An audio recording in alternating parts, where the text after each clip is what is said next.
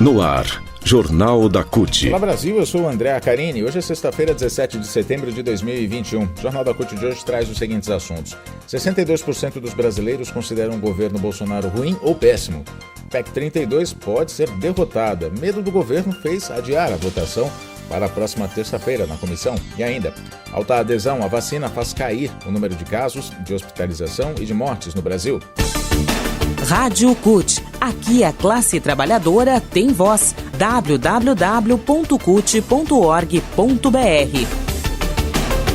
A pesquisa Poder Data, divulgada nesta quinta-feira, mostra que 62% dos brasileiros consideram o governo de Bolsonaro ruim ou péssimo.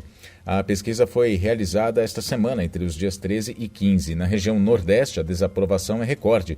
75% dos nordestinos rejeitam a administração federal. Outros 29% dos entrevistados aprovam a gestão federal, que consideram ótima ou boa, de acordo com a pesquisa. Os atos antidemocráticos de Bolsonaro, e pró-Bolsonaro no dia 7 de setembro não mudaram o cenário em relação à pesquisa anterior realizada 15 dias antes, que registrou 63% de reprovação e 27% de aprovação. O trabalho pessoal de Bolsonaro como presidente da República também é reprovado pela maioria dos brasileiros. Para 56% dos entrevistados, a gestão de Bolsonaro no cargo é ruim ou péssima, ou seja, essa é a rejeição a Bolsonaro. Outros 27% consideram boa ou ótima, 14% dizem que a gestão do presidente é regular e 3% não souberam ou não quiseram responder. Foram realizadas 2.500 entrevistas em 411 municípios nas 27 unidades da federação. A margem de erro da pesquisa Poder Data é de 2 pontos percentuais para mais ou para menos. Uma outra pesquisa, feita pelo Datafolha, mostra quase os mesmos números, aponta que a reprovação é de 53%.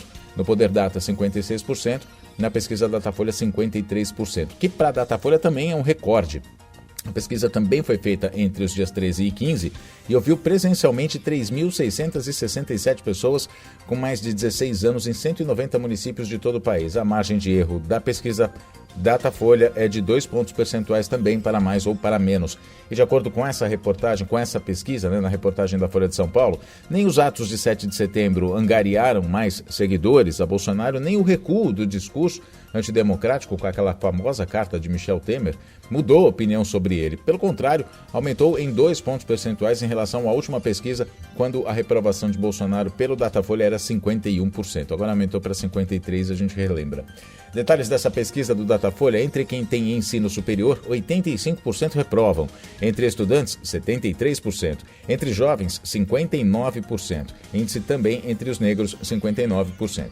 Já entre os evangélicos, uma das bases do bolsonarismo, desde janeiro a reprovação do presidente já subiu 11 pontos. Hoje é de 41%. Mobilização. Reforma administrativa. A votação seria nesta quinta-feira na comissão que analisa a proposta de emenda à Constituição 32. Mas toda a pressão contra a PEC surtiu efeito.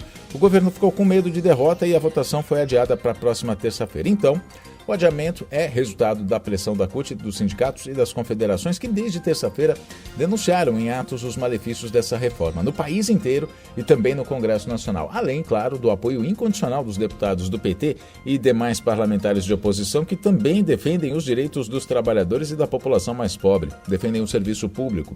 Em consenso entre parlamentares de oposição e a base aliada de Bolsonaro, o governo, o relator, o deputado Arthur Maia, do DEM da Bahia, e o presidente da Câmara, Arthur Lira, concluíram que não teriam votos necessários para aprovar a PEC na comissão especial e adiaram então mais uma vez. O relator deve apresentar um novo texto com mais mudanças no próprio dia 21, terça-feira, e se aprovado pela comissão, poderá ser colocado no mesmo dia em votação no plenário da Casa. Aí a decisão cabe a Arthur Lira, que já deu vários sinais de que tem pressa em aprovar as propostas do governo. Até agora, o Arthur Maia, que é o relator da PEC 32, numa tentativa de derrubar as resistências de parlamentares da oposição, abrandou diversos itens como a possibilidade de redução da jornada e salários e demissão de servidores. Mas resolve? Bom, o texto continua muito ruim. Essa é a opinião do advogado, consultor legislativo do Senado Federal e membro do corpo técnico do Departamento Intersindical de Assessoria Parlamentar, o DIAP, o Luiz Alberto dos Santos. Ele diz que o texto ainda mantém diversos itens que fragilizam a estabilidade do servidor público, abrindo espaço para a contratação de terceirizados e apadrinhados políticos, em esquemas como rachadinhas e prevaricação.